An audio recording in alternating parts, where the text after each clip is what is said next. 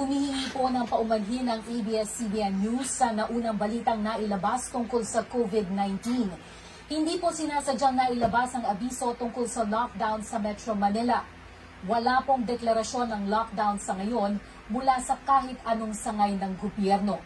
Amin pong inuulit, wala pong deklarasyon ng lockdown. Fake news!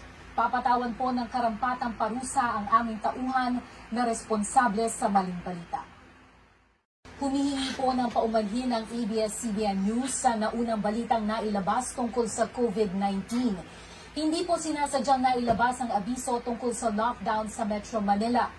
Wala pong deklarasyon ng lockdown sa ngayon mula sa kahit anong sangay ng gobyerno.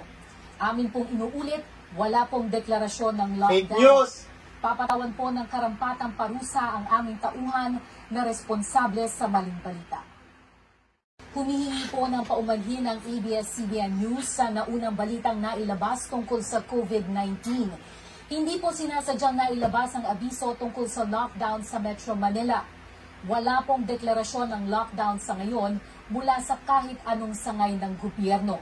Amin pong inuulit, wala pong deklarasyon ng lockdown. Fake news!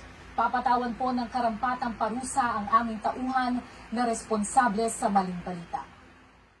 Humihingi po ng paumanhin ng ABS-CBN News sa naunang balitang nailabas tungkol sa COVID-19. Hindi po sinasadyang nailabas ang abiso tungkol sa lockdown sa Metro Manila. Wala pong deklarasyon ng lockdown sa ngayon mula sa kahit anong sangay ng gobyerno.